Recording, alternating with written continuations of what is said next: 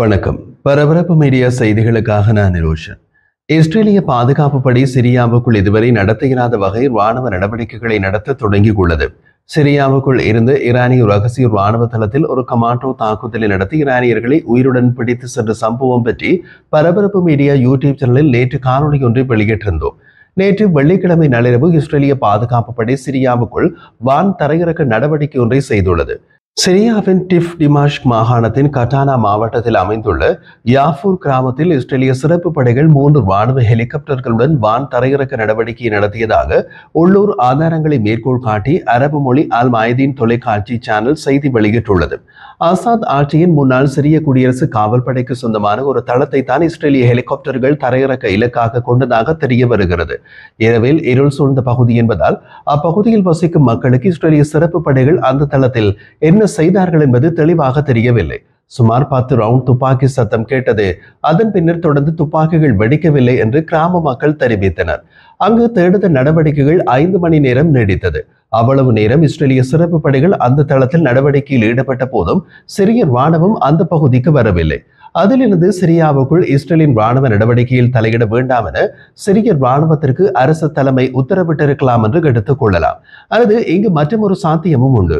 முன்பு இஸ்ரேலும் சிரியாவும் ஜென்ம விரோதிகளாக இருந்த காலம் போய் இப்போது சிரியாவின் புதிய அரசு இஸ்ரேலுடன் பேச்சுவார்த்தைகளை நடத்துகிறது. அதனால் இஸ்ரேலிய பாதுகாப்பு படை தாம் இங்கே நடவடிக்கையில் ஈடுபட போகிறோம் என்பதை சிரிய அரசுக்கு முன்கூட்டியே தெரிவித்துவிட்டு கூட சென்றிருக்கலாம். 5 மணி நேர நடவடிக்கையின் பின்னர் அந்த தளத்திலிருந்து சில பொருட்கள் ஹெலிகாப்டர்களில் ஏற்றப்பட்டன. கண்கள் கட்டப்பட்ட நிலையில் தளத்திலிருந்து 2 ஹெலிகாப்டரில் ஏற்றப்பட்டனர். பின்னர் இஸ்ரேலிய சிறப்பு படைகள் தாம் வந்த ஹெலிகாப்டரில் ஏறி புறப்பட்டு சென்று விட்டது என்று அப்பகுதி மக்கள் தெரிவித்தனர். முன்னாள் சிரிய குடியரசின் காவல் படைக்கு சொந்தமான அந்த தளத்தை தற்போதைய சிரிய ராணுவமோ காவல்துறையோ பயன்படுத்துவதில்லை என்று தெரிய வருகிறது. அப்படியானால் அந்த தளத்தை இப்போது பயன்படுத்துவது யார்? இஸ்ரேலிய ராணுவம் நள்ளிரவு நேரத்தில் அங்கே எதை தேடியது? கண்கள் கட்டப்பட்ட நிலையில் அவர்களால் பிடித்து செல்லப்பட்ட 2 யார் என்பவையெல்லாம் மர்மமாகவே உள்ளன. இஸ்ரேலிய பாதுகாப்பு படையின் சிரிய ஆபரேஷன் அத்துடன் முடியவில்லை. நேற்று இரவு சிரியாவின் ரஷாயா மாவட்டத்தில் உள்ள யுக்மோர் நகருக்குள் 3 கவச வாகனங்களில் இஸ்ரேலிய படை நுழைந்ததாக உள்ளூர் சிரிய வட்டாரங்கள் அல் மைதீன் தொலைக்காட்சியிடம் தெரிவித்தன. அங்கே 2 மணி நேர தேடுதலை நடத்திவிட்டு திரும்பிச் சென்றனர்.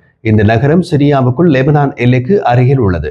இந்த பகுதிக்குள் இதுபோன்ற ஊடுருவல் மற்றும் தேடுதல் நடப்பது இதுவே முதல் தடவை. மற்றொரு இஸ்ரேலிய படையணி 6 ராணுவ வாகனங்களில் சிரியாவின் மேற்கு தாரா கிராமப்புறத்தின் யார்முக் பேசின் பகுதியில் உள்ள சாயிசூன் கிராமத்திற்குள் நுழைந்ததாகவும் சிரிய வட்டாரங்கள் தெரிவித்தன.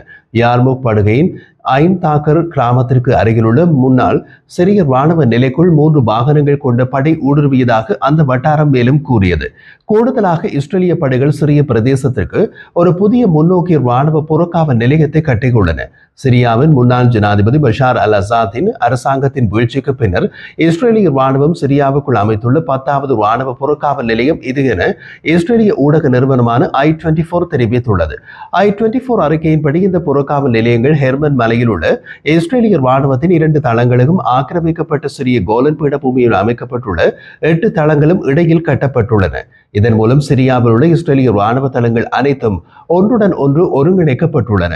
இஸ்ரேலிய ராணுவத்தின் 7006வது பட்டாலியன் படைப்பிரிவு சிரியாவில் ஆக்கிரமிக்கப்பட்ட பிரதேசங்களில் இஸ்ரேலின் ராணுவ இருப்பை நிலைநிறுத்துவதற்கான பெரிய அளவிலான முயற்சிகளின் ஒரு பகுதியாக புறக்காவல் நிலையங்களை கட்டி எழுப்புவதற்கும் பராமரிப்பதற்கும் பொறுப்பாக செயற்பட்டு வருவதாக தெரிய வருகிறது.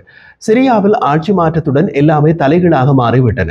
அசாத்தின் ஆட்சியில் சிரியாவில் ரஷ்ய ராணுவம், ஈரானிய ராணுவம் மற்றும் ஹெஸ்போல்லா ஆகியவை மிகவும் செல்வாக்குடன் இருந்தன. அப்போது இஸ்ரேல் அங்கு தரை நகர்வுகளை செய்ததில்லை, விமான தாக்குதல்களை மட்டுமே செய்தது.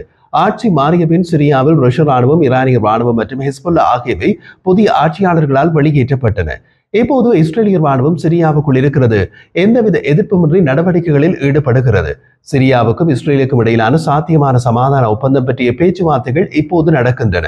சமாதான ஒப்பந்தத்தின் ஒரு பகுதியாக விவாதிக்கப்படும் விஷயங்களில் ஒன்று ஆக்கிரமிக்கப்பட்ட கோலன் பீடபூமியின் ஒரு பகுதியை இஸ்ரேலுக்கு விட்டுக் கொடுப்பதற்கு ஈடாக லெபனானின் சில பகுதிகளை சிரியாவுடன் இணைப்பது என்று விஷயமறிந்த வட்டாரங்கள் கூறுகின்றன. தற்போது 2 திட்டங்கள் மேசையில் இருப்பதாக கூறுகிறார்கள். ஒன்று வடக்கு லெபனான் நகரமான திரிபோலியையும் பெகா பள்ளத்தாக்கின் பிற பகுதிகளையும் சிரியாவுடன் இணைப்பது. இரண்டாவது 1974ஆம் ஆண்டு ராணுவ விலகல் ஒப்பந்தத்திற்கு முன்பு இஸ்ரேல் ஆக்கிரமித்த கோலன் பீடபூமி பிரதேசத்தில் 3இல் 2 பகுதியை சிரியா இஸ்ரேலுக்கு விட்டுக் கொடுக்கும். இஸ்ரேல் ஆக்கிரமித்திருந்த கோலன் பீடபூமி பிரதேசத்தில் மூன்றில் ஒரு பகுதியை தமக்கு கொடுக்க வேண்டும் என்று சிரிய அரசாங்கம் கோருகிறது. சிரிய ஜனாதிபதி அஹ்மத் அல் ஷாராவுக்கு நெருக்கமானவர் என்று கூறப்படும் ஒரு ஆதாரத்தை மேற்கோள் காட்டி இந்த விவரங்கள் கூறப்படுகின்றன. இதில் 2 குடியேற்ற காட்சிகள் விவாதத்தில் இருப்பதாக கூறப்படுகிறது. முதலாவதாக, இஸ்ரேலால் ஆக்கிரமிக்கப்பட்ட கோலனின் மூன்றில் ஒரு பகுதி அதிகாரப்பூர்வமாக இஸ்ரேலுடன் இணைக்கப்படும். இஸ்ரேல் தனது கட்டுப்பாட்டில் வைத்திருப்பதில் மூன்றில் ஒரு பகுதியை சிரியாவிடம் திருப்பித் தரும். மீதமுள்ள மூன்றில் ஒரு பகுதியை சிரியாவிடமிருந்து இஸ்ரேல் 25 ஆண்டுகளுக்கு குத்தகைக்கு எடுக்கும். 2வது பதிப்பில் சிரியாவுக்கு லெபனானில் உள்ள திரிபோலி மற்றும் வடக்கில் உள்ள பிற லெபனான் பகுதிகள் மற்றும் பெக்கா பள்ளத்தாக்கு ஆகியவை வழங்கப்படும். சரி, இவர்களது டீலுக்கு லெபனான் ஏன் சம்மதித்து தமது நாட்டின் பகுதியை சிரியாவுக்கு கொடுக்க வேண்டும்? அதில் ஒரு விஷயம் இருக்கிறது. லெபனான் அரசை நிறுவுவதற்கான பிரெஞ்சு ஆணைப்படி சிரியாவிலிருந்து துண்டிக்கப்பட்ட 5 பகுதிகள் லெபனானுடன் இணைக்கப்பட்டன. சிரியாவிலிருந்து துண்டிக்கப்பட்ட 5 பகுதிகளில் ஒன்று திரிபோலி. சன்னி மத பிரிவினர் பெரும்பான்மையாக வசிக்கும் திரிபோலியின் மீது சிரியா இறையாண்மையை மீட்டெடுக்க முயற்சிப்பதாக அந்த வட்டாரம் கூறியதாக கூறப்படுகிறது. இஸ்ரேலின் வேண்டுகோளின்படி இந்த விஷயத்தில் அமெரிக்காவும் பிரான்சும் லெபனானுக்கு அழுத்தம் கொடுத்தால் இது நடக்கும் என்று சிரிய ஜனாதிபதி அஹ்மத் அல் ஷாரா நம்புகிறார் என்கிறார்கள். தெற்கு சிரியாவில் பாதுகாப்பு மற்றும் ராணுவ ஒருங்கிணைப்புக்காக ஜனாதிபதி அஹ்மத் அல் ஷாரா இதற்கு முன் எப்போதும் இல்லாத விதத்தில் திறந்த தன்மையை காட்டியதாகவும் இஸ்ரேலுடன் நேரடி தொடர்பு வழிகளை திறந்ததாகவும் வட்டாரம் கூறியது. போகிற போக்கில் இஸ்ரேலும் சிரியாவும் நெருக்கமான நட்பு நாடுகளாகி விடுவார்கள் போலிருக்கிறதே.